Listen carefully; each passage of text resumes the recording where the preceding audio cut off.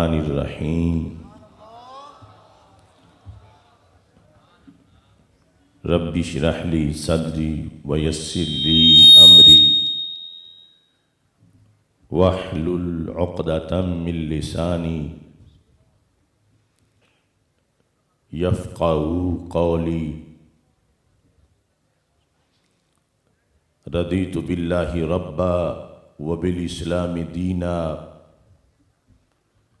وبمحمد صلی اللہ علیہ وسلم نبیا ورسولا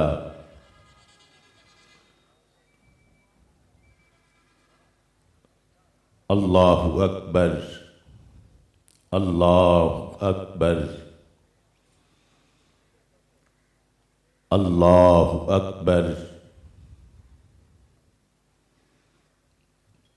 لبیک لبیک لبیک یا رسول اللہ صلی اللہ علیہ وسلم۔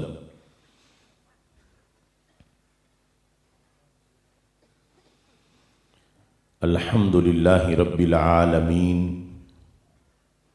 والصلاة والسلام علی خاتم النبیین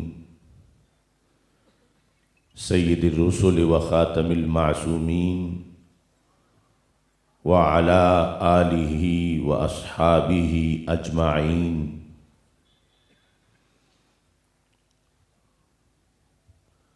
اما بعد فاعوذ باللہ من الشیطان الرجیم۔ بسم اللہ الرحمن الرحیم۔ وما آتاکم الرسول فخذوہ وما نہاکم عنہ فانتہوا۔ صدق اللہ العظیم وصدق رسولہ النبی الکریم الامین۔ ان اللہ وملائکتہ یصلون علی النبی یا ایہا الذین آمنوا صلوا علیہ وسلموا تسلیما۔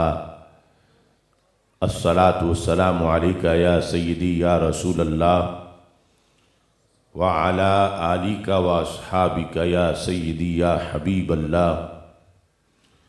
الصلاۃ والسلام علیک یا سیدی یا خاتم النبیین وعلی آلک واصحابک یا سیدی یا خاتم المعصومین۔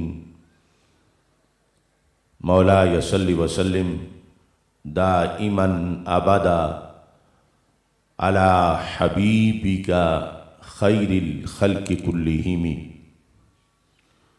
منزہ عن شریک فی محاسنہ فجوہر الحسن فیہ غیر منقاسم۔ محمد تاج رسل اللہ قاطبۃ محمد صادق الاقوال والکالم محمد ذکرہ روح لانفسنا محمد شکرہ فرد علی الامم۔ مولایا صلی وسلم دائما ابدا علی حبیبک خیر الخلق کلہم۔ خدایا بحق بنی فاطمہ کہ برقول ایماں کنی خاتمہ، اگر دعوتم رد کنی ور قبول، منو دستو دامان آل رسول صلی اللہ علیہ وسلم۔ بحمد اللہ خدا کے فضل سے ختم بخاری ہے، بحمد اللہ خدا کے فضل سے ختم بخاری ہے، حدیث مصطفیٰ سے کھل چکی دل کی کیاری ہے۔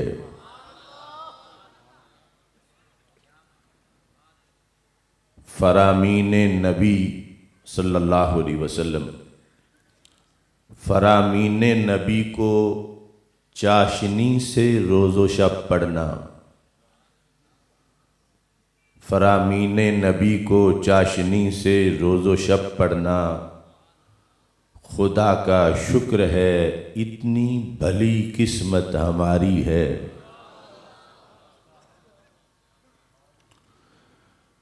جزائے خیر دے خالق ہمارے رہنماؤں کو، جو اساتذہ پڑھاتے ہیں۔ جزائے خیر دے خالق ہمارے رہنماؤں کو، وہ جن کے درس نے قسمت ہماری بھی سنواری ہے۔ یہ معنی زندگی کی ہر گھڑی ہی ایک غنیمت ہے۔ یہ معنی زندگی کی ہر گھڑی ہی ایک غنیمت ہے۔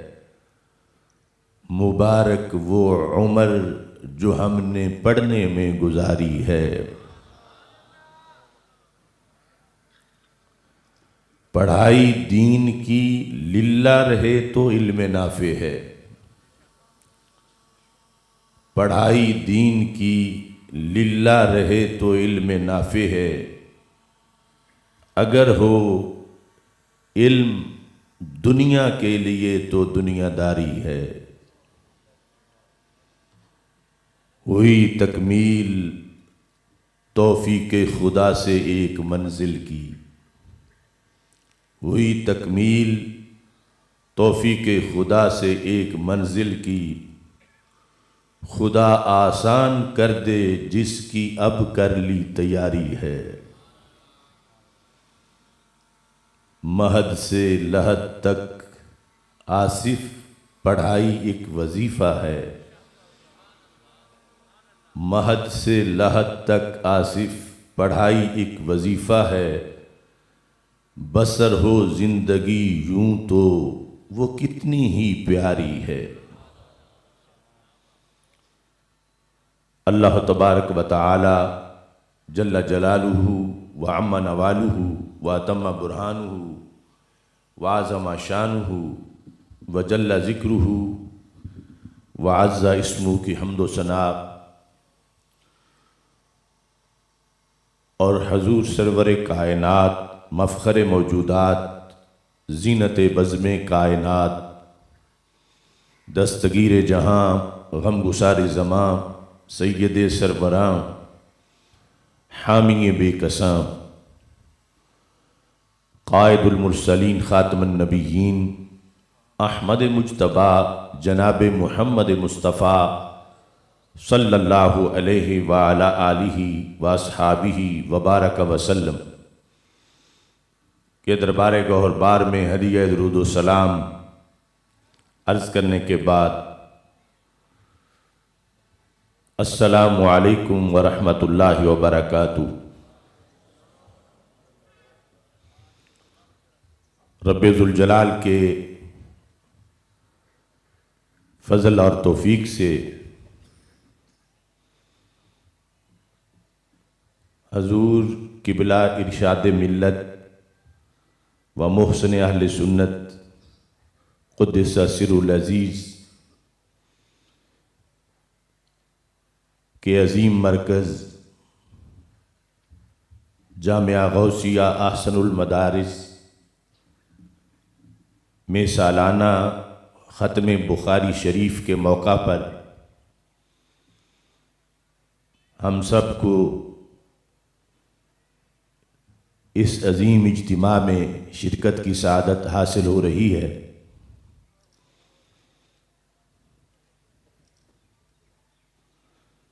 اجتماع میں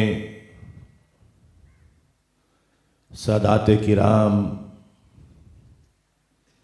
زیدہ شرفہم کی جلوہ آرائی ہے۔ حضور ارشاد ملت قدس سر العزیز کے صاحبزادگان حضرت قبلہ مفتی احسان الحق صاحب، حضرت علامہ مفتی محمد اکرام الحق صاحب، قبلہ محمد عرفان الحق صاحب اور حضرت محمد عطاء الرسول صاحب، عطاء المصطفیٰ صاحب ان کی یہ کاوشیں ہیں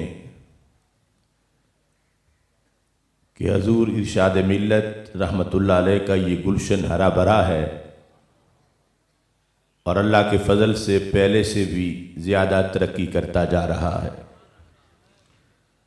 رب ذوالجلال ان بھائیوں کو مزید اتفاق و اتحاد کی دولت سے مالا مال کرے اور اس مرکز کو مزید عروج عطا فرمائے۔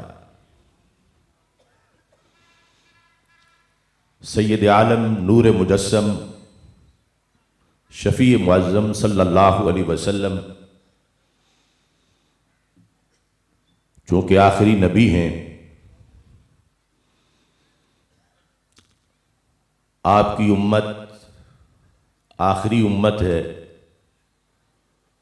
تو اس امت نے صرف اپنی کتاب کو ہی محفوظ نہیں رکھا بلکہ رسول اکرم صلی اللہ علیہ وسلم کے ہر خطاب کو بھی محفوظ رکھا ہے۔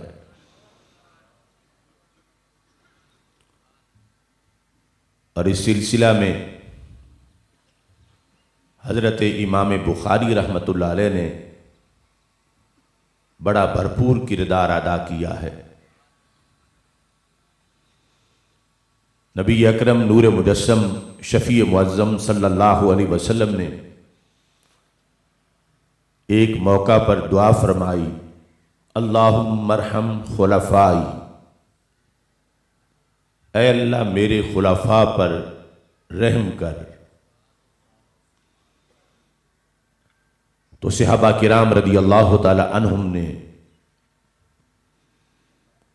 اس موقع کی نوعیت کے مطابق پوچھا، قیل ومن خلفاؤک، کہ یا رسول اللہ صلی اللہ علیہ وسلم آج جن خلفاء کے لیے یہ دعا کی جا رہی ہے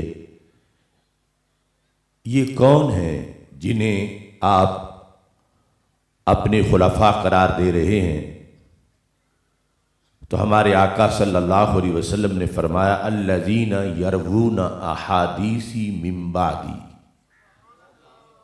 میرے بعد قیامت تک جو میری احادیث کو روایت کریں گے وہ میرے خلفاء ہیں، اور میں ان کے لیے یہ دعا کر رہا ہوں۔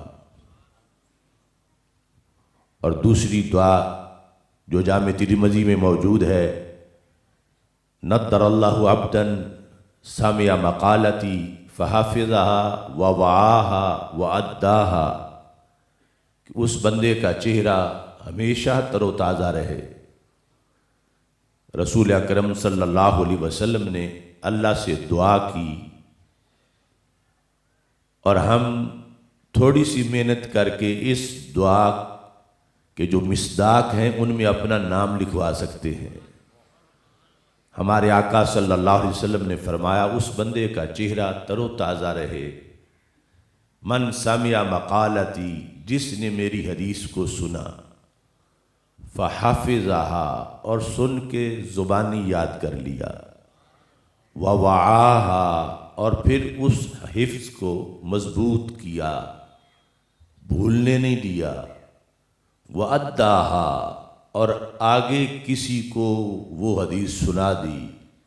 اے اللہ کبھی بھی اس بندے کا چہرہ مرجھانے نہ پائے، ہمیشہ اس کا چہرہ تر و تازہ رہے۔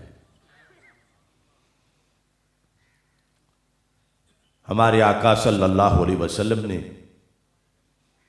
غیب کی خبر دیتے ہوئے صحابہ کرام رضی اللہ تعالی عنہم کو خطاب کرتے ہوئے فرمایا، تسمعون،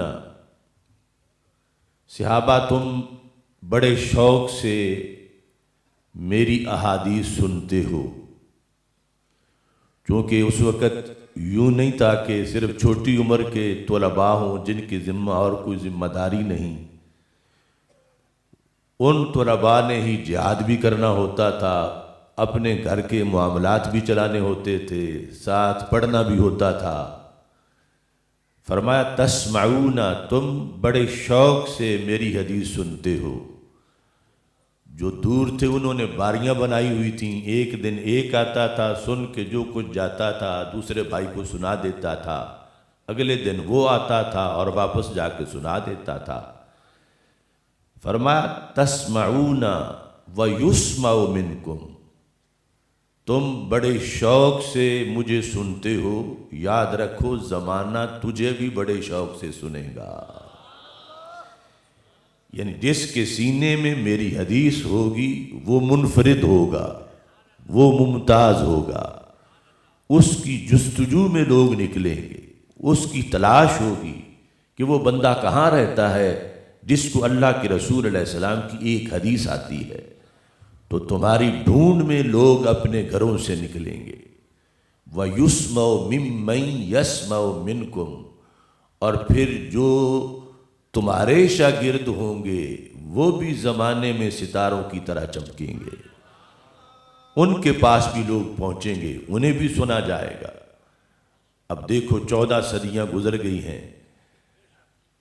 آج بھی وہ شوق باقی ہے، آج بھی رسول اکرم صلی اللہ علیہ وسلم کی حدیث کے شوق میں آپ سارے گھر سے نکلے ہیں کہ بخاری شریف کی آخری حدیث پڑھائی جائے، رسول اکرم نور مجسم شفیع معظم صلی اللہ علیہ وسلم کے ایک ایک لفظ کے لیے بڑا بڑا اہتمام کیا گیا۔ اور پھر یہ آئمہ جنہوں نے یہ کام کیا، شفا شریف میں ہے کہ حضرت امام مالک جب گھر میں ہوتے تھے، کوئی دروازے پہ آتا تھا تو بچی جا کے پوچھتی تھی کہ فقہی مسئلہ پوچھنا ہے یا حدیث پڑھنی ہے، تو وہ بتانے والا اگر کہتا تھا کہ فقہی مسئلہ پوچھنا ہے تو امام مالک فوراً باہر تشریف لے آتے تھے اور مسئلہ بتا دیتے تھے، اور اگر وہ کہتا تھا میں نے حدیث پڑھنی ہے تو امام مالک غسل خانے میں داخل ہوتے، غسل کرتے، پھر نئے یا دھلے ہوئے کپڑے پہنتے، پھر سر پہ امامہ باندھتے، پھر اوپر ایک چادر امامے کے اوپر لیتے، پھر خوشبو لگاتے، اس کے بعد مخصوص تخت پہ بیٹھتے جس پہ ویسے نہیں بیٹھتے تھے، صرف حدیث پڑھانے کے وقت ہی اس پہ بیٹھتے تھے۔ پھر محفل میں جو ہے عود اس کو جلایا جاتا اور خوشبو آتی رہتی، یعنی یہ کوئی ایک حدیث پڑھنے آتا تو امام مالک اس کے لیے یہ اہتمام کرتے۔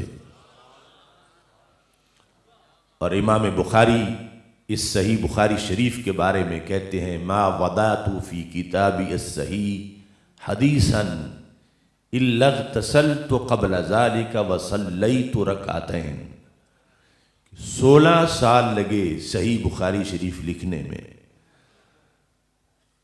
اور اتنی جامع طریقے سے امام بخاری نے یہ کتاب لکھی، الجامع صحیح المسند من حدیث رسول اللہ صلی اللہ علیہ وسلم و سننہ و ایامہ،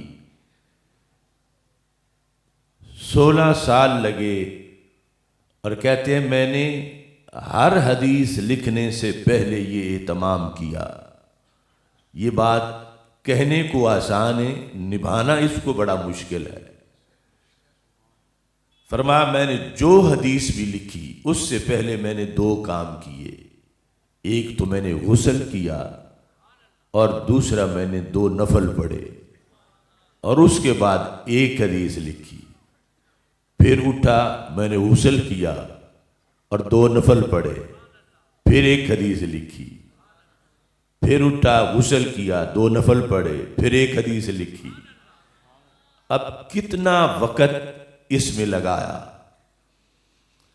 اور اس طرح کر کے اب کبھی بندہ سفر میں ہے، کبھی بیماری میں ہے، کبھی کوئی عارضہ ہے، لیکن امام بخاری رحمۃ اللہ علیہ نے یہ پابندی کی، حسر کے ساتھ بتایا کہ کوئی ایک بھی ایسی نہیں جس سے پہلے میں نے غسل نہ کیا ہو اور جس سے پہلے میں نے 2 نفل نہ پڑھے۔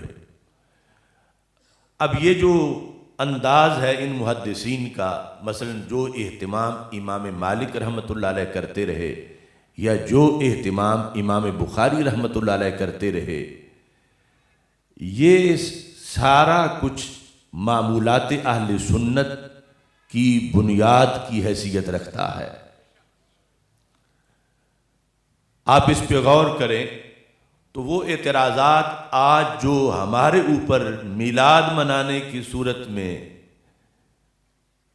منکرین کی طرف سے ہوتے ہیں وہ سارے ان اماموں پر ہو سکتے ہیں۔ مثلا کہا جا سکتا ہے کہ تم سے پہلے بھی لوگ حدیث لکھتے رہے، کیا تم بڑے عاشق ہو حضرت صدیق اکبر رضی اللہ تعالیٰ عنہ سے؟ ان سے تو نہیں ثابت کہ انہوں نے پہلے حدیث پہ لکھنے سے پہلے غسل کیا ہو اور نفل پڑھے ہوں، اور نہ یہ حکم قرآن میں آیا ہے نہ یہ حدیث میں آیا ہے۔ کوئی ایسی آیت نہیں کہ اذا کتبتم الصلاۃ فاغتسلوا وصلوا رکعتین، کہ جب حدیث لکھنے لگو تو غسل کرو اور 2 رکعتیں پڑھو۔ تو یہ انہوں نے تو ایک باقاعدہ نماز متعارف کروا دی حدیث لکھنے سے پہلے، اور اگر اس طرح کے کام کو ان کی زبان میں بدعت کہا جاتا ہے جو طلب ثواب کے لیے بھی ہو اور نیا بھی ہو، تو پھر بدعتی کی بالاتفاق حدیثی قبول نہیں ہوتی، بدعتی کی روایت کردہ حدیث مسترد ہوتی ہے۔ پھر ان لوگوں کو کوئی اپنا بخاری تلاش کرنا چاہیے کہ جس نے یہ بدعتیں نہ کی ہوں، اور جس نے 16 سال ان کے بقول، ہمارے لحاظ سے نہیں، ان کے بقول 16 سال جس کتاب میں اتنی بار بدعتیں کی گئی ہوں، وہ پڑھنا کیسے جائز ہے؟ ہمارے لحاظ سے تو سارے معمولات کے اندر ایک کلی سے آگے جزیات کے احکام معلوم کیے جاتے ہیں۔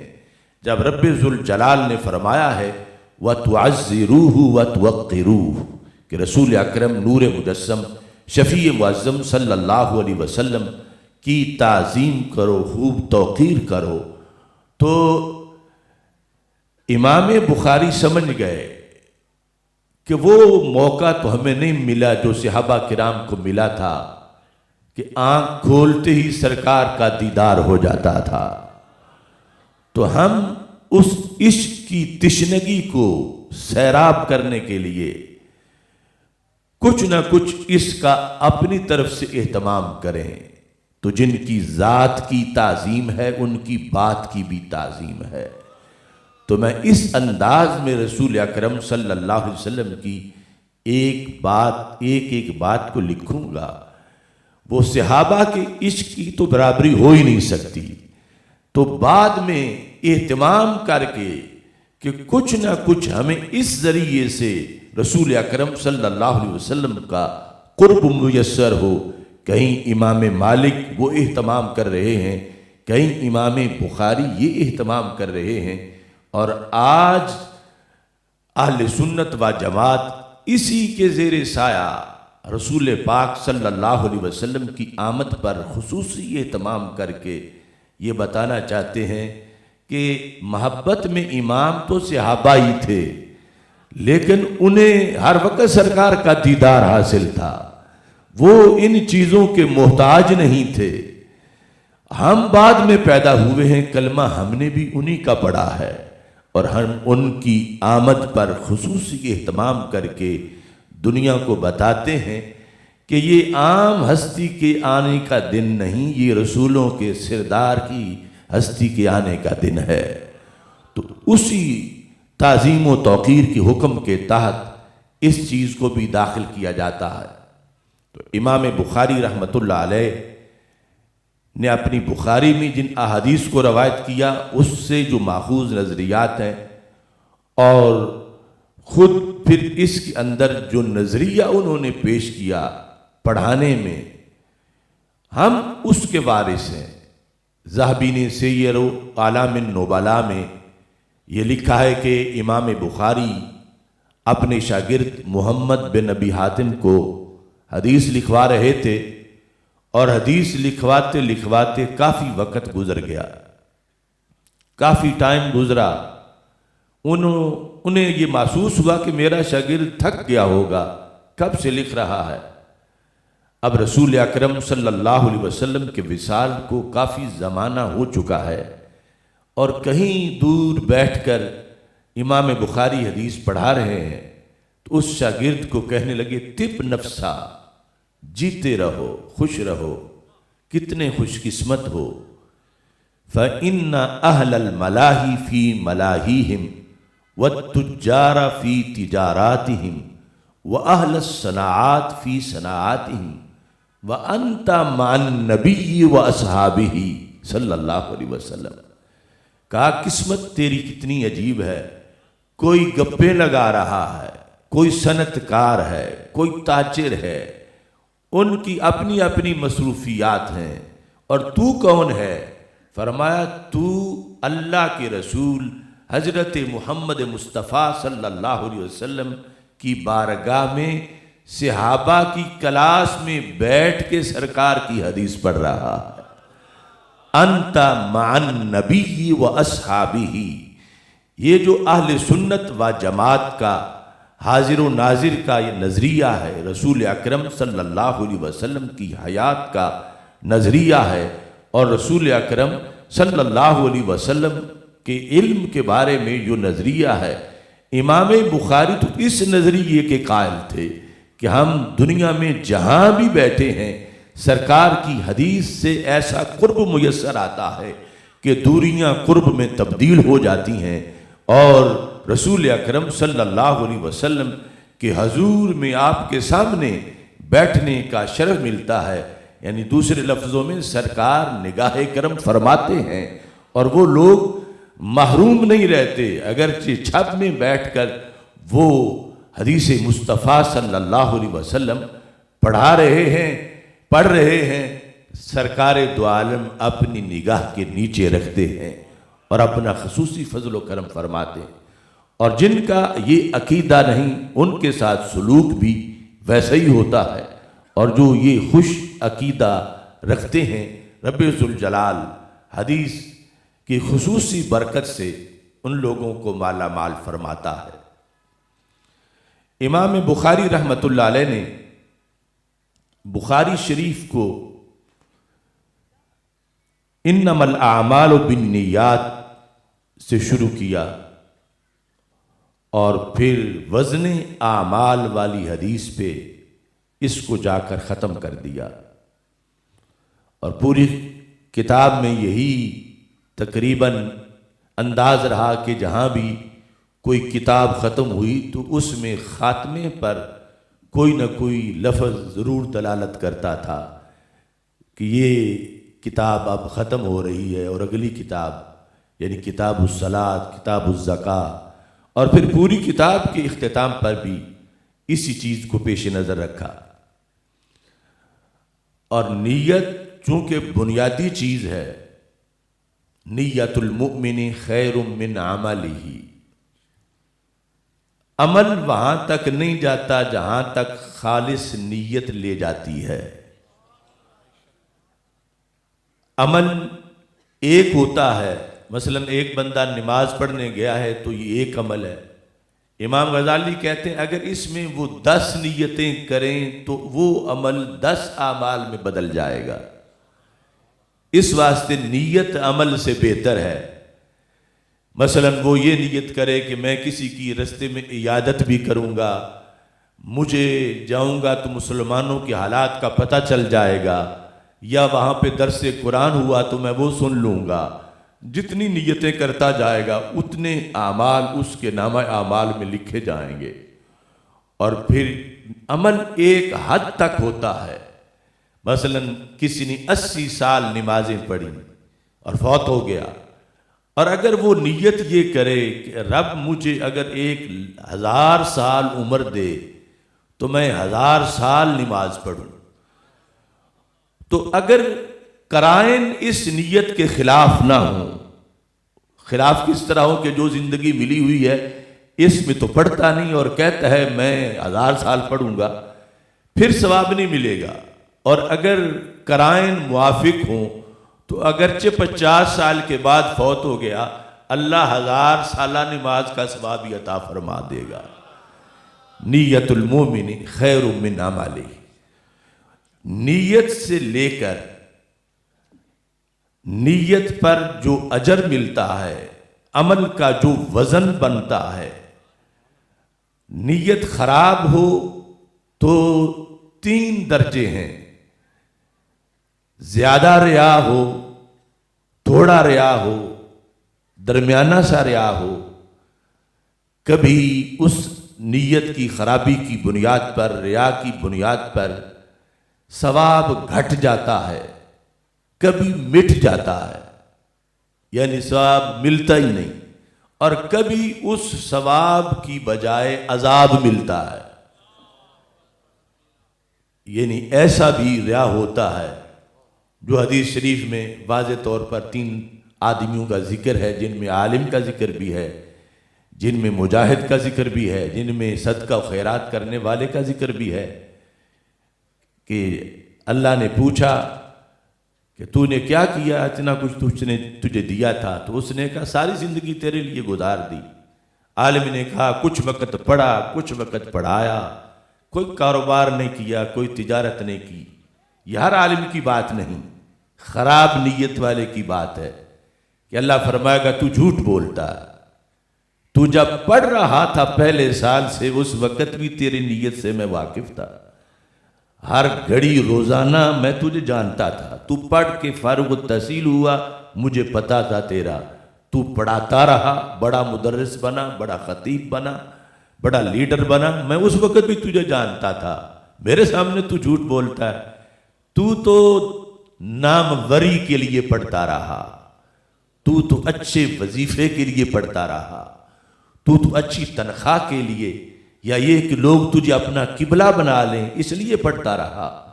تو اللہ فرمائے گا اب میرے پاس تیرے لیے کوئی اجر نہیں، تو نے مجھے چھوڑ کے غیروں کو پیش نظر رکھا۔ تو فرشتوں کو فرمائے گا اس کو الٹا کر کے جہنم میں پھینک دو۔ بظاہر کتنی عظیم بھرپور زندگی تھی کہ اتنے سال پڑھا اور اتنے سال پڑھایا واقعی، لیکن نیت اندر جو ہے جب خراب تھی تو پھر عذاب ملا۔ جس کے پاس پیسے تھے، بڑا سخی کہلاتا تھا، اس سے پوچھا کہ تجھے اتنا مال دیا تھا تو نے کیا کیا؟ تو اس نے کہا رب جہاں بھی مجھے پتا چلتا تھا کہ تیرے دین کو ضرورت ہے تو میں جا کے پیسے دے آتا تھا، تو نے دیا بڑا ہے، میں نے خرچ بڑا کیا ہے۔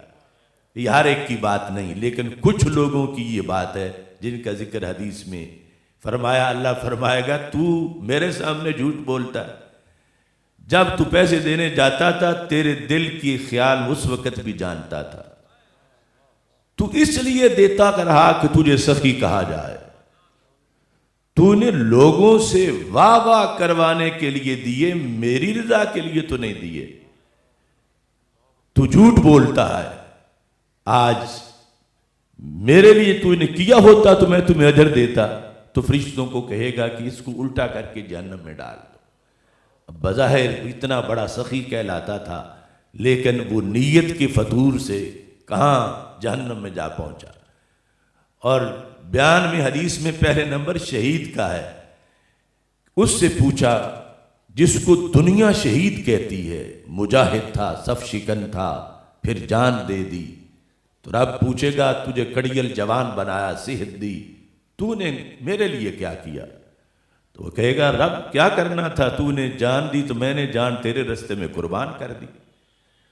تو اللہ تعالیٰ نے فرمایا تو میرے آنکھ سامنے جھوٹ بولتا ہے، تو جب نکلا تھا گھر سے اس دن بھی میں تجھے جانتا تھا کہ تو صف شکن مجاہد کہلوانا چاہتا تھا، اپنی دلیری کے نعرے لگوانا چاہتا تھا، تو یہ کہلوانا چاہتا تھا کہ بہادر بڑا ہے، اور یہ تجھے دنیا میں کہہ دیا گیا۔ میرے لیے تو نے کچھ کیا ہوتا تو میں تمہیں ثواب دیتا، تو مجرم ہے، مجھے چھوڑ کے تو نے لوگوں کو سامنے رکھا۔ دنیا میں شہید کہلا رہا تھا، ہر شہید کی یہ بات نہیں، لیکن جس کی نیت کے اندر یہ ہو، اللہ فرمائے گا فرشتوں کو کہ الٹا کر کے اس کو بھی جہنم میں پھینک دو۔ تو کتنا پوری عمر پہ پانی پھر گیا، صرف نیت کی خرابی کی بنیاد پر۔ عمل کا وزن ہی نہیں بنا تو امام بخاری نے پوری بخاری لکھی نیت کی حدیث سے وزن اعمال تک کہ بندے کے عمل کا وزن کیسے بنتا ہے، یعنی قیامت کے دن ترازو میں نمازوں کا وزن کیسے نکلے گا کہ کھوکھلی نہ ہو، روزے کھوکھلے نہ ہوں، حج کھوکھلا نہ ہو، کہ کوئی وزن ہی نہ نکلے۔ امام بخاری رحمۃ اللہ علیہ نے ساری کتاب اس موضوع پہ لکھ دی کہ امت پڑھے اور امت پڑھ کے اپنی زندگی اس کی روشنی میں گزارے، تاکہ چھوٹا سا عمل بھی جو اخلاص سے کیا گیا ہے اللہ اس کا پہاڑوں جتنا وزن عطا فرما دے اور یہ بندہ اللہ کے دربار میں کامیاب ہو جائے۔ اور پھر دوسرا اس جہت کو پیش نظر رکھا کہ امام بخاری رحمۃ اللہ علیہ نے عقائد جو ہیں ان پر جا کر، اور عقیدہ ہی نیت میں بھی مؤثر ہوتا ہے، عقیدہ خراب ہو تو پھر نیت خراب ہوتی ہے۔ اور پھر آخری جو کتاب ہے وہ کتاب التوحید ہے، اور پھر اس میں جو آخری باب ہے وہ باب وزن اعمال ہے۔ آج لوگ مشورے دیتے ہیں مبلغین کو، علماء کو، کہ تم صرف نماز روزے کی بات کیا کرو، یہ عقیدوں کو کیوں چھیڑ بیٹھتے ہو، اور اس سے پھر بڑے اختلافات شروع ہو جاتے ہیں۔ تو امام بخاری رحمۃ اللہ علیہ نے جو مختلف فرقے تھے ان سب کا رد کیا، اور آخری جو باب لکھا وہ معتزلہ کے رد میں لکھا کہ معتزلہ کا یہ عقیدہ تھا کہ اعمال کا وزن نہیں ہوگا، اعمال ایسی چیز ہیں کہ بندہ کرتا ہے تو ہواؤں میں شامل ہو جاتے ہیں، اور یہ عرض ہے کسی کے ساتھ قائم ہوتے ہیں اور عرض فنا ہو جاتی ہے، عرض کا وزن کیسے ہو؟ تو ان عقلی گھٹیا دلیلوں کی بنیاد پر انہوں نے وزن اعمال کا انکار کر دیا، جبکہ وہ وزن اعمال قرآن میں بھی لکھا ہے، حدیث میں بھی لکھا ہے۔ تو امام بخاری رحمۃ اللہ علیہ نے معتزلہ کا رد کرنے کے لیے آخری باب اور پھر اس کے زیر سایہ باب میں آیات اور پھر حدیث سے یہ ثابت کیا کہ اللہ قادر مطلق ہے۔ یہ جو منطقی کہہ رہا ہے، فلسفی کہہ رہا ہے کہ عرض کو تولا نہیں جا سکتا، اس کا وزن، یہ بندے کے لحاظ سے ہے، اللہ قادر مطلق ہے، اس کے سامنے ہر چیز حاضر ہو جاتی ہے، وہ کن کہتا ہے تو سب کچھ ہو جاتا ہے۔ اس عرض کو وہ جسم بھی دے سکتا ہے، یا کسی ذی جسم چیز کے اندر اس کو ڈال کے پھر بھی اس کا وزن دیکھا جا سکتا ہے۔ تو اس بنیاد پر یعنی امام بخاری رحمۃ اللہ علیہ نے عقیدہ کی اہمیت کی بنیاد پر آخری درس بھی دیا، اور اس کے لحاظ سے دلائل کو واضح فرمایا۔ میں مختصر وقت میں اس کی وضاحت آپ کے سامنے رکھتا ہوں۔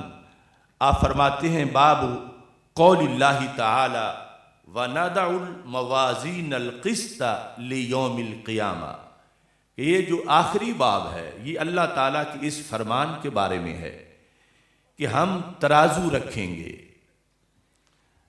اس سے بدل ہے ترازو کیسے؟ انصاف والے ترازو۔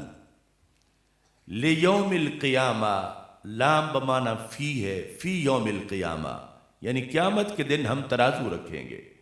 یعنی یہ کوئی وامی یا خیالی بات نہیں، ترازو حقیقی طور پر ہوں گے، یعنی ان کے بڑے بڑے پلڑے ہوں گے جس کے اندر اعمال رکھے جائیں گے اور ان کا وزن نکالا جائے گا کہ کس کے عمل کا وزن کتنا بنتا ہے۔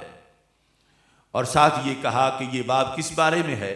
وَأَنَّ أَعْمَالَ بَنِي آدَمَ وَقَوْلَهُمْ تُوزَنُ، کہ بنی آدم کے جتنے بھی عمل ہیں اور جتنے قول ہیں سب کا وزن کیا جائے گا، یعنی صرف عمل کا ہی نہیں قول کا بھی۔ یعنی بندہ عمل کے وقت بھی سوچے کہ کل اس کا وزن ہونا ہے، اور قول کے وقت بھی سوچے کہ اس کا بھی وزن ہونا ہے۔ یہ اہل سنت و جماعت کا مذہب ہے کہ عمل کا بھی وزن ہوگا اور قول کا بھی وزن ہوگا۔ لہٰذا ہم تسبیح کر رہے ہیں، ہم درود پڑھ رہے ہیں، ہم سلام پڑھ رہے ہیں، ہم تلاوت کر رہے ہیں، تو پھر ہمیں یقین رکھنا چاہیے کہ یہ سارے ہمارے نامہ اعمال میں انشاءاللہ کل وزن دینے والے ہیں۔ اور ساتھ پھر آگے قرآن مجید برہان رشید میں کچھ چونکہ الفاظ استعمال ہوئے، تو امام بخاری کا یہ طریقہ ہے کہ ان کی بھی ساتھ تفسیر جو ہے وہ کر دیتے ہیں۔ ابھی چونکہ وہ حصہ نہیں پڑھا گیا تو میں بھی اس کو چھوڑ رہا ہوں۔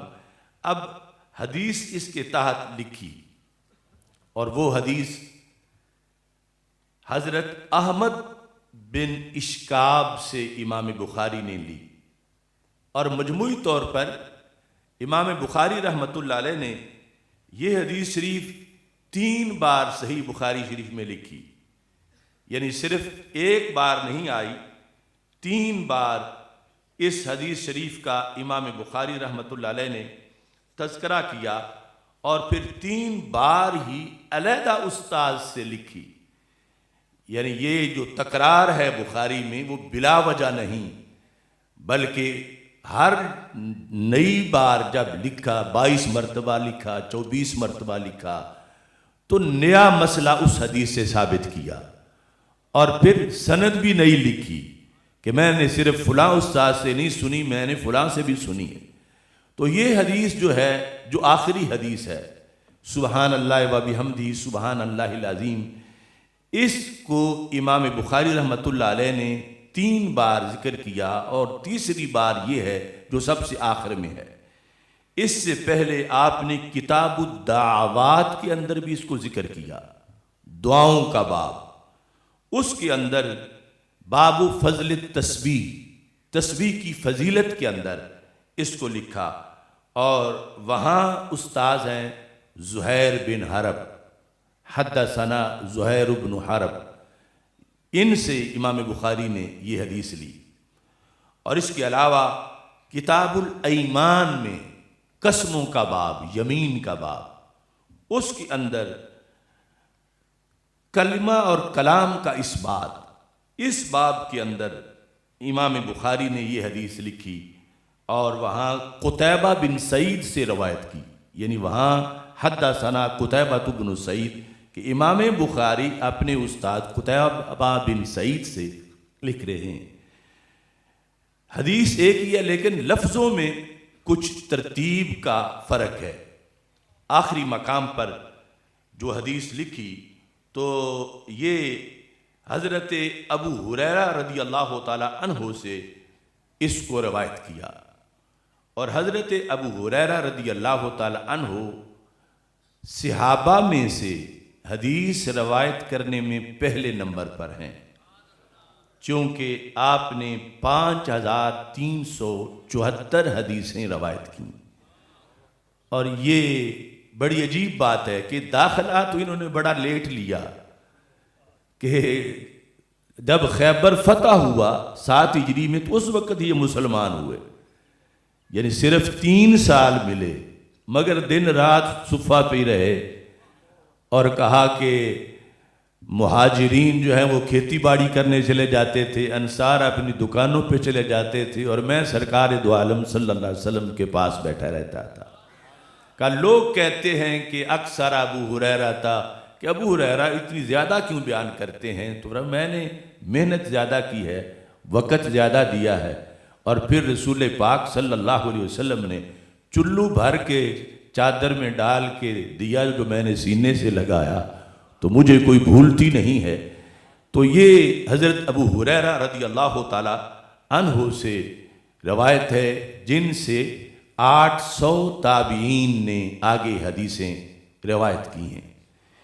اس میں بھی اب آ کر 14 صدیوں کے بعد طاہر القادری نے شیعہ مرویات کو اکٹھا کر کے تو پھر حضرت ابو ہریرہ کا جو یہ پہلا نمبر تھا اس کے خلاف ایک اور قول کیا جو کہ اہل سنت کی 14 صدیوں کی تاریخ میں اور حدیث کی کتابوں میں اور مرویات میں کہیں اس قول کا ذکر نہیں ہے۔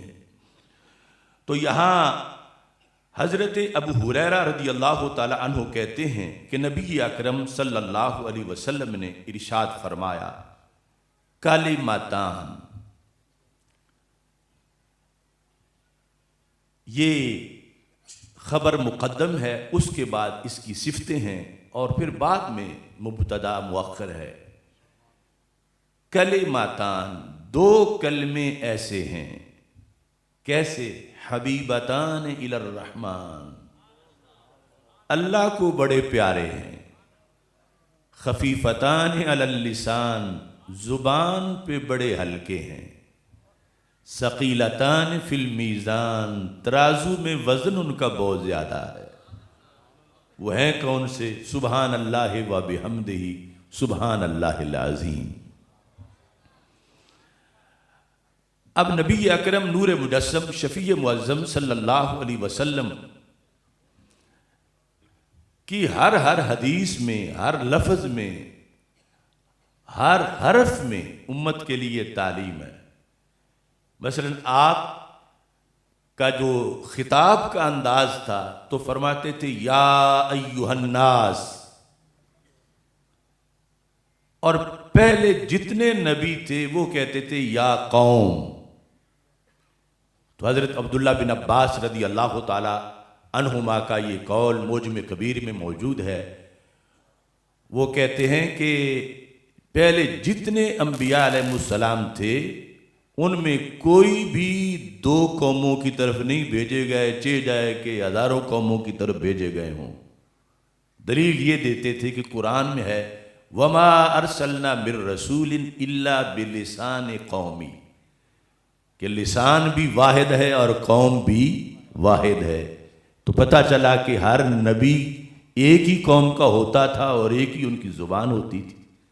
اور ادھر ہمارے آقا علیہ السلام آپ کی جب باری آتی ہے وَمَا أَرْسَلْنَاكَ إِلَّا كَافَّةً لِلنَّاسِ بَشِيرًا وَنَذِيرًا، تو آپ کا انداز خطاب ہی ختم نبوت پر دلالت کرتا ہے۔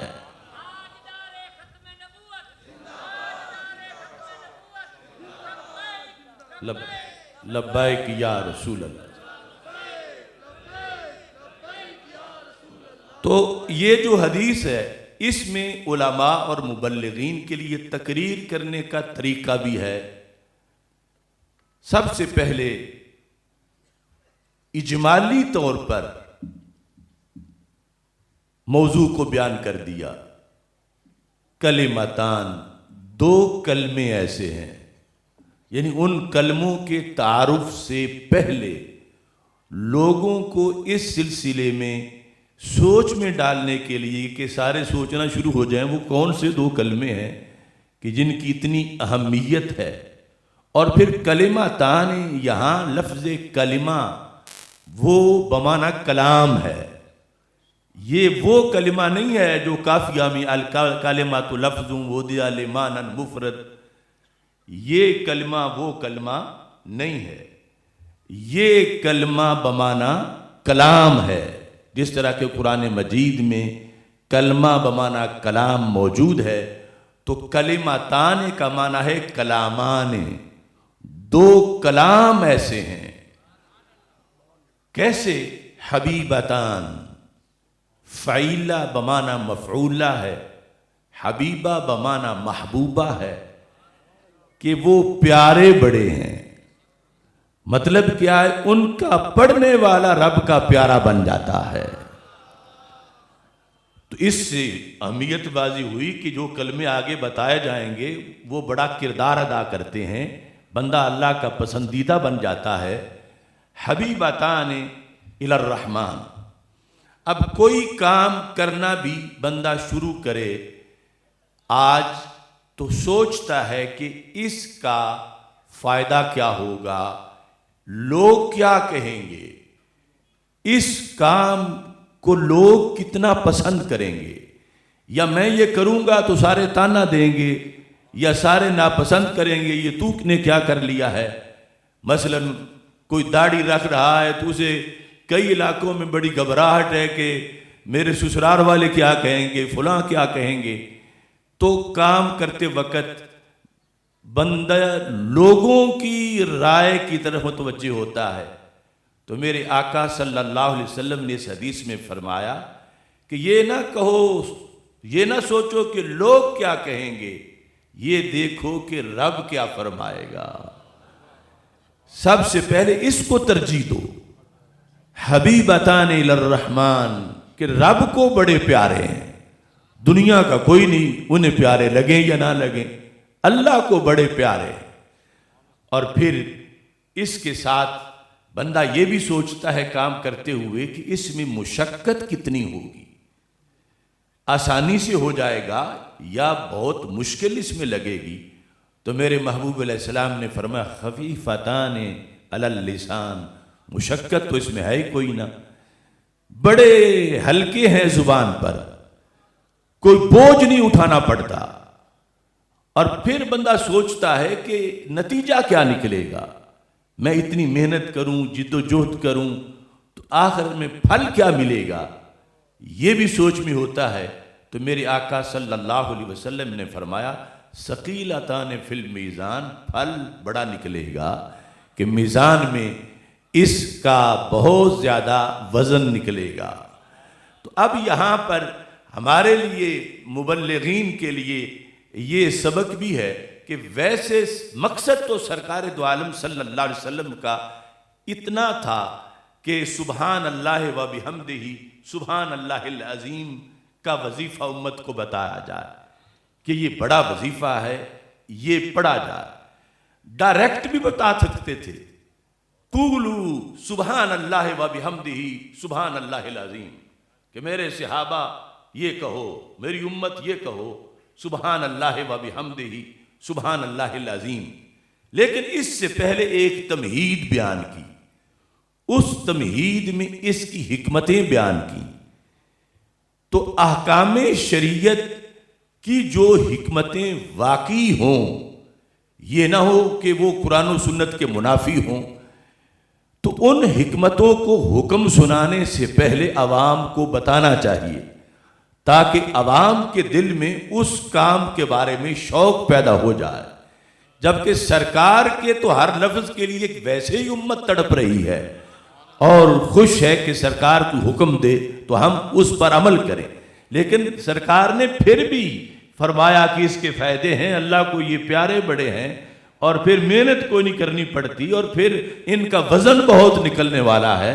تو اس طرح پہلے ترغیب دے کر نبی اکرم نور مجسم شفیع معظم صلی اللہ علیہ وسلم نے آگے یہ حکم سنایا سبحان اللہ و بحمدہ سبحان اللہ العظیم. تو اس میں تسبیح اور تحمید، تسبیح جو ہے وہ پہلے ہے اور تحمید بعد میں ہے. یعنی پورے قرآن مجید میں، تورات زبور انجیل میں، احادیث میں جہاں بھی ان کا اکٹھا ذکر آتا ہے فَسَبِّحْ بِحَمْدِ رَبِّكَ وَاسْتَغْفِرْهُ. اس کی وجہ یہ ہے کہ ایک ہوتا ہے تخلیہ اور دوسرا ہوتا ہے تحلیہ. مثلا دیوار کو پینٹ کرنا چاہتے ہو بلا تشبیہ و تمثیل، تو پہلے اس کو اچھی طرح صاف کیا جائے گا کہ کوئی چیز مٹی یا دوسری اس دیوار پہ نہ لگی ہوئی ہو تاکہ رنگ اچھی طرح لگ جائے. اور اس کے بعد پھر تحلیہ ہے، رنگ لگایا جاتا. تو ایک اللہ تعالیٰ کی صفات سلبیہ ہیں اور دوسری صفات ثبوتیہ ہیں. تو تسبیح میں صفات سلبیہ کا ذکر ہے اور تحمید میں صفات ثبوتیہ کا ذکر ہے. اور اگر شروع پہلے سبق سے لے کے پڑھنا ہم دیکھیں تو لا پہلے ہے، الا بعد میں ہے، لا الہ الا اللہ. تو اس بنیاد پر یہی ترتیب جو ہے اس میں پیش نظر رکھی گئی، اور اللہ تعالیٰ کی دونوں قسم کی جو صفات ہیں ان کے لحاظ سے جامع تعریف کرنے کا رسول اکرم صلی اللہ علیہ وسلم نے حکم فرمایا۔ اور ساتھ بس اس پر بات ختم کرتا ہوں چونکہ ٹائم تھوڑا ہے اور مجھے مزید شیڈول کا پتہ نہیں، بات لمبی نہ ہو جائے۔ صرف ایک حدیث شریف عرض کرتے ہوئے اس حدیث پر اپنی گفتگو کو ختم کرتا ہوں۔ ہمارے آقا صلی اللہ علیہ وسلم کی یہ حدیث ہے کہ اللہ تعالیٰ ایک بندے کو قیامت کے دن سب سے علیحدہ کر کے اس سے پوچھے گا، اور اس کے جو رجسٹر ہیں گناہوں کے ان کو پھیلایا جائے گا، اور وہ 99 رجسٹر ہیں، اور ایک رجسٹر اتنا نہیں، حد نظر تک موٹا ہے، جہاں تک نظر جاتی ہے اتنی بڑی جلد ہے اس کی، اور وہ سارے گناہوں سے بھرے ہوئے ہیں۔ تو رب ذوالجلال فرماتا ہے اتنکر من ھذا شیئا، کیا ان میں سے کسی ایک گناہ کا بھی تو انکار کرتا ہے کہ تو نے نہ کیا ہو اور رپورٹر ویسے لکھ گئے ہوں؟ تو بندہ کہے گا یا رب نہیں، یہ تو میں نے سارے کیے ہوئے ہیں، ان میں سے کسی کا بھی میں انکار نہیں کرتا۔ اللہ تعالیٰ پھر فرمائے گا ازالما کا کاتباتی، کیا میرے جو کرامن کاتبین ہیں انہوں نے تجھ پہ ظلم کیا ہے؟ یقول لا یا رب، وہ تو صحیح لکھتے رہے، انہوں نے کوئی ظلم نہیں کیا۔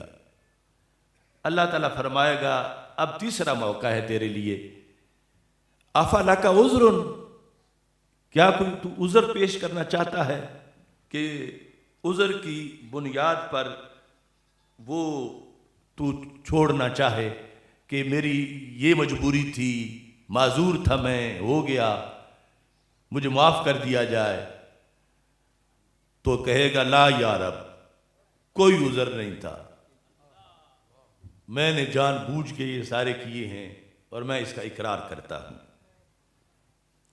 تو اللہ تعالیٰ فرمائے گا تو اپنی طرف سے پھر مکمل تیار ہے جہنم جانے کو کہ کوئی عذر بھی تیرا نہیں، کوئی تجھ پہ ظلم بھی نہیں ہوا، تو کسی کا انکار بھی نہیں کرتا۔ رب فرمائے گا ہمارے پاس تیری ایک چیز ہے جو تیرا بیڑا پار کر سکتی ہے۔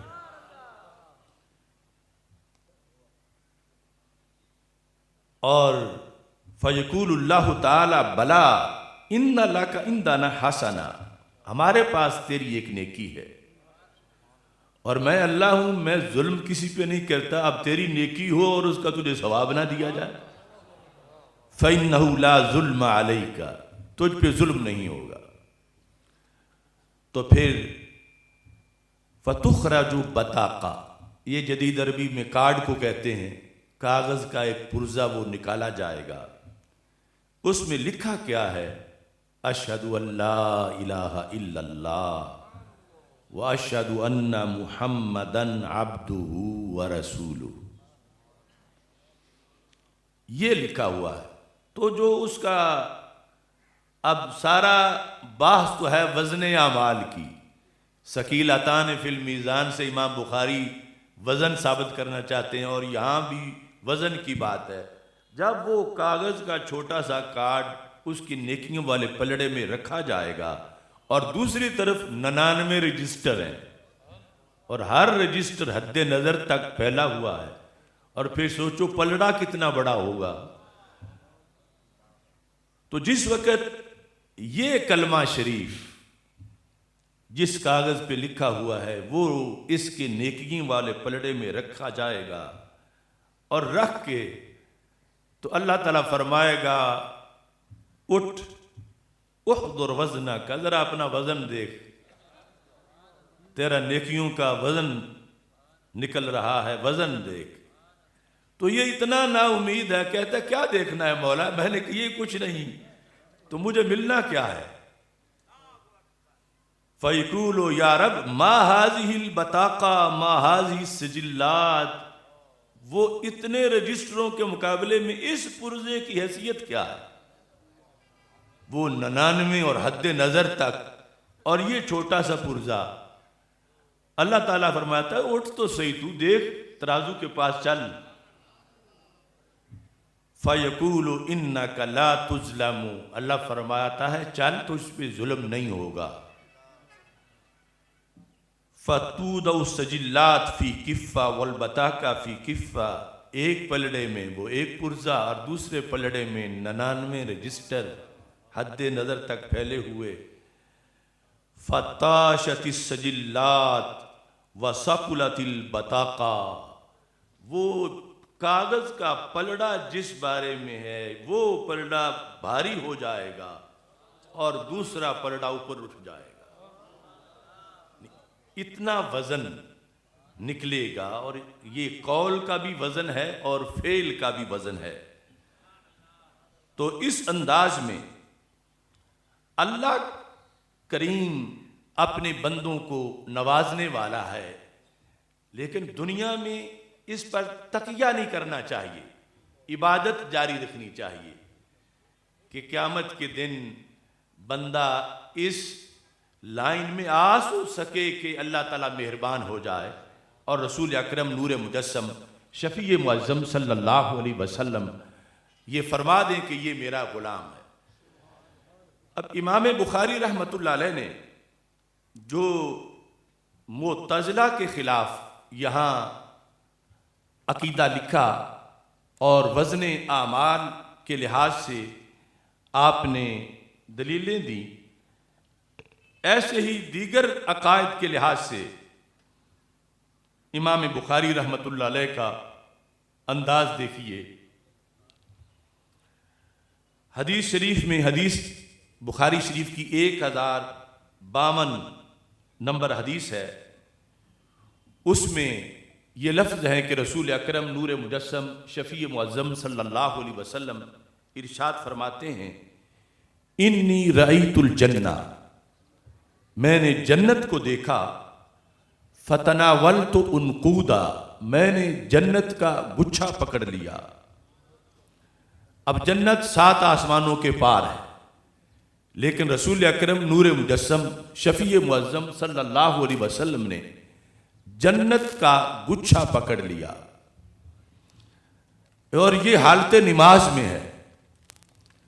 جب سلام پھیرا تو صحابہ کرام رضی اللہ تعالی عنہم نے پوچھا کہ یا رسول اللہ صلی اللہ علیہ وسلم، کیا یہ نماز کا طریقہ جو ہے اس میں تبدیلی آ گئی ہے؟ آپ نماز میں آگے بڑھے ہو، ہاتھ اونچا کیا ہے، پھر نیچے کر لیا ہے، پھر پیچھے ہٹائے ہو۔ تو رسول اکرم نور مجسم شفیع معظم صلی اللہ علیہ وسلم نے ارشاد فرمایا کہ طریقہ تو وہی ہے، انی رأیت الجنہ، میں نے جنت کو دیکھا۔ اب جنت سے مراد جنت کی تصویر نہیں ہے، یعنی دوسرے مکتبہ فکر کے لوگ تصویر بتاتے ہیں۔ اگر تصویر ہوتی تو آگے تصویر کو کھایا نہیں جا سکتا، آگے اس پھل کے کھانے کا ذکر ہے۔ فرمایا میں نے جنت کو دیکھا، تناولت عنقودا من الجنہ، میرا ہاتھ جنت کے گچھے تک پہنچا۔ اور تناول تو یہ ہے کہ ہاتھ کے اندر میں نے اسے پکڑ بھی لیا لیکن توڑا نہیں، اور پھر چھوڑ کے پیچھے آ گیا کہ مجھے یہ خیال آیا کہ جنت غیب ہے اور اسے چھپا کے رب نے امتحان لینا ہے، اور میں اس میں مداخلت نہیں کرنا چاہتا۔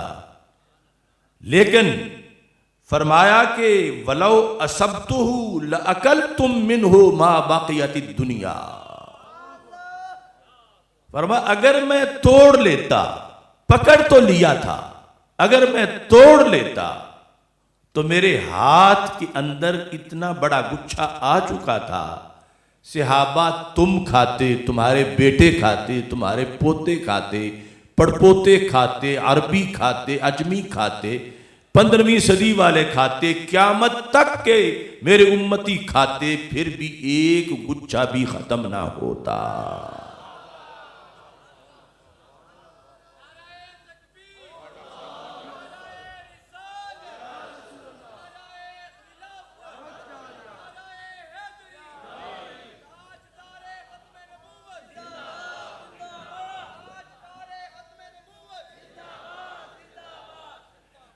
لوگ کہتے ہیں کہ یہ سیرت بیان نہیں کرتے، ہم کہتے ہیں کہ سیرت یہ نہیں ہے کہ گنا جائے کہ ان کے بھی 2 ہاتھ ہمارے بھی 2 ہاتھ، ان کے بھی 2 بازو ہمارے بھی 2 بازو۔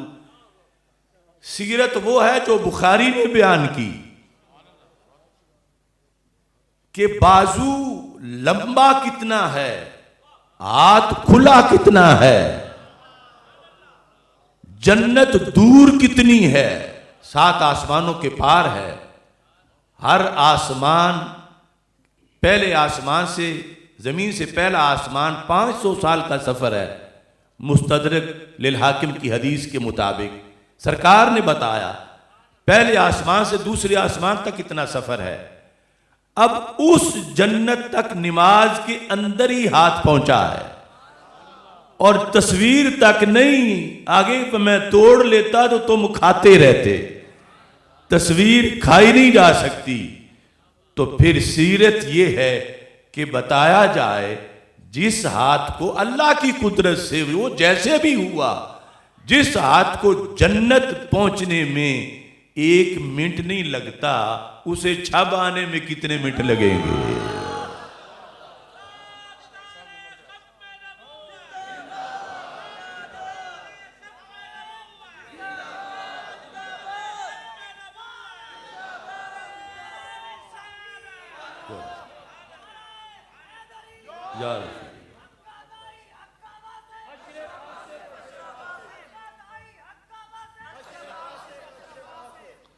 رسول اکرم نور مجسم شفیع معظم صلی اللہ علیہ وسلم کے فرامین پر اہل سنت کا استدلال، اور جو رسول پاک صلی اللہ علیہ وسلم کے اہل بیت اطہار ہیں اور صحابہ کرام رضی اللہ تعالی عنہم ہیں، ان کا استدلال۔ امام بخاری نے اس چیز کو ثابت کیا ہے، یعنی اس کو ذکر کر کے، اور میں یہ کہتا ہوں اگرچہ ہماری مٹی پنجاب کی ہے مگر سینے میں نور مدینہ شریف کا ہے۔ بخاری شریف کے اندر حضرت عبداللہ بن عباس رضی اللہ تعالی عنہ کا یہ قول موجود ہے۔ حضرت عطا بن ابی رباح جو شاگرد ہیں عبداللہ بن عباس رضی اللہ تعالی عنہ کے، حدیث نمبر 5652 ہے، وہ کہتے ہیں قال لی ابن عباس الا اریک امرأة من اہل الجنہ، کہ مجھے حضرت عبداللہ بن عباس رضی اللہ تعالی عنہ نے فرمایا کہ میرے شاگرد کیا تجھے میں جنتی عورت کے بارے میں نہ بتاؤں؟ لغوی معنی ہے کیا نہ دکھاؤں، مطلب ہے وہ پردے میں ہوں گی، میں ان کے بارے میں ایک جنتی عورت، یعنی ایک طرف وہ دین ہے جو کہتے ہیں معاذ اللہ اللہ کے نبی کو بھی کوئی پتہ نہیں کہ قیامت کے دن میرے کے ساتھ کیا ہوگا، اور دوسری طرف صحابی اور میرے آقا علیہ السلام کے چچا زاد بھائی، وہ اپنے شاگرد کو کہتے ہیں میں تمہیں بتاؤں ایک جنتی عورت کے بارے میں، تو کہنے لگے هذه المرأة السوداء، یہ کالے رنگ کی عورت جنتی عورت ہے۔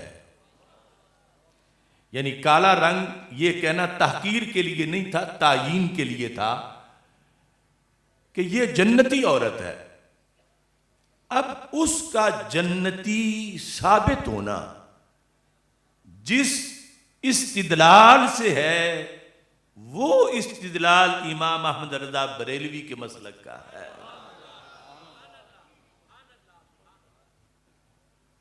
کیسے جنتی ہے یہ؟ تو حضرت عبداللہ بن عباس رضی اللہ تعالی عنہما ارشاد فرماتے ہیں آتت النبی صلی اللہ علیہ وسلم، یہ رسول اکرم صلی اللہ علیہ وسلم کی خدمت میں حاضر ہوئیں اور آ کے اپنی درخواست پیش کرتی ہیں، کہتی ہیں انی اسرع واتکشف، یا رسول اللہ صلی اللہ علیہ وسلم مجھے مرگی کا دورہ پڑتا ہے اور میرا پردہ صحیح نہیں رہتا، یعنی صنف نازک ہوں، جب میں گر جاتی ہوں بے ہوش ہو کے تو بے پردہ ہو جاتی ہوں، میری بڑی تذلیل ہوتی ہے، تو میں آپ کے پاس آئی ہوں، فدع اللہ لی، اللہ سے میرے لیے دعا کرو کہ یہ مرگی میری جان چھوڑ جائے۔ اب نبی اکرم صلی اللہ علیہ وسلم کا جواب سنو، میرے کریم سے گر قطرہ کسی نے مانگا، دریا بہا دیے ہیں، دربے بہا دیے ہیں۔ میرے آقا صلی اللہ علیہ وسلم ارشاد فرماتے ہیں ان شئت صبرت وَلَكِ الْجَنَّةِ وَإِن شِئْتِ دَعُوتُ اللَّهَ أَن يُعَافِيَكِ، دونوں باتیں فائنل ہیں، مرضی تیری ہے، اگر چاہتی ہے کہ تجھے جنت آج ہی مل جائے تو پھر بیماری پہ صبر کر لے، میں تیری جنت فائنل کر دیتا ہوں،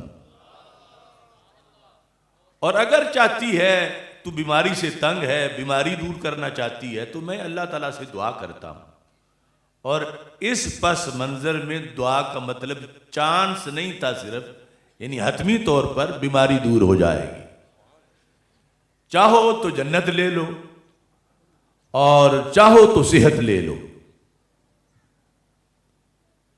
لوگ کہتے ہیں معاذ اللہ وہ ڈاکیے کی طرح آئے تھے، ڈاک دے کے چلے گئے، نماز روزے کا مسئلہ بتانا مقصد تھا اور کچھ کر نہیں سکتے تھے۔ اب یہ جو صحابیہ آ کے بیٹھی ہوئی ہیں اور آگے وہ تو چلو جس مقصد کے لیے آئیں، سرکار آگے دو چیزیں رکھ دیتے ہیں، جس سے کوئی لاکھ مانگنے آئے اور پاس اس کے 1000 بھی نہ ہو اور کہے مرضی ہے تو لاکھ لے لے، مرضی ہے تو 10 کروڑ لے لے، تو سرکار صلی اللہ علیہ وسلم کے اگر پاس کچھ نہ ہوتا تو یہ آفر کیوں کرتے؟ کوئی جنت فائنل کرنا معمولی سا کام ہے؟ فرمایا اگر چاہتی ہو تو صبر کر لو بیماری پہ، وَلَكِ الْجَنَّةِ، اے ثابتت لَكِ الْجَنَّةِ، تمہارے لیے جنت ثابت ہوئی، یعنی اب آپ نے دیکھنا ہے کہ اس پر جنتی کا اطلاق ابن عباس کر رہے ہیں، اور کر کس طرح رہے ہیں کہ پاس بیٹھے ہوئے تھے جب آئی تھی، اور رسول پاک صلی اللہ علیہ وسلم نے اتنے لفظ ہی بولے تھے، صبر کرو گی بیماری پر تو تمہارے لیے جنت ہے، اور اگر چاہتی ہو تو میں دعا کرتا ہوں تمہارے لیے صحت ہے۔ وہ صنف نازک تو تھی مگر دلیر بڑی تھی، کہنے لگی اصبرو، میرے محبوب کوئی بات نہیں، بیماری کی کوئی بات نہیں، میں صبر کرتی ہوں۔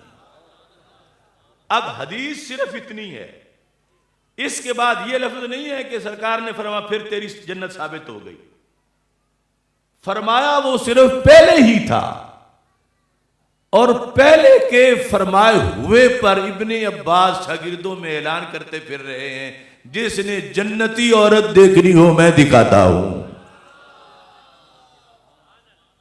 اگر دوسرے مسلک کی بات ہوتی اس حدیث پر، ان کے شیخ الحدیث کے سامنے کوئی کہتا یہ تو پھر جنتی ثابت ہوئی نا، تو اس نے کہنا تھا وہ قیامت کا دن ہے، اس دن جو کنفرم سیٹیں بھی کینسل ہو جائیں گی، پتہ نہیں اس کا کیا بنے گا۔ لیکن صحابی رسول کا جو انداز ہے وہی سنی کا بھی انداز ہے کہ سرکار نے جب وعدہ کیا ہے اگر تم صبر کرو گی تو جنت آج ہی ثابت ہے، تمہاری کینسل نہیں ہوگی، اور اس نے آگے جواب میں اصبر کہہ دیا، میں صبر کرتی ہوں۔ اور ابن عباس سن رہے تھے، اور سننے کے بعد جا کے پھر کلاس میں اپنے زمانے میں اپنے طلباء کو یہ بتا رہے ہیں علل اعلان، گارنٹی دے کر کہ جس نے جنتی عورت دیکھنی ہو میں دکھاتا ہوں. یہ وہ مسلک ہے جس کو مسلک اہل سنت و جماعت کہا جاتا ہے. بخاری شریف اول تا آخر ان حقائق سے لبریز ہے. میری دعا ہے خالق کائنات جل جلالہ ہمیں علم دین کی مرحلے میں پختگی سے قائم رہنے کی توفیق عطا فرمائے. سٹیج پر بڑی بڑی عظیم شخصیات جلوہ گر ہوئیں اور میرے علم میں نہیں. اللہ تعالیٰ ان کا سایہ ہم سب پہ سلامت رکھے اور خالق کائنات اس مرکز کو عروج عطا فرمائے.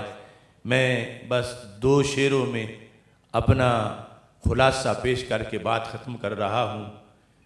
دل تو ہے آل محمد صلی اللہ علیہ وسلم، دل تو ہے آل محمد کی محبت کا مقام.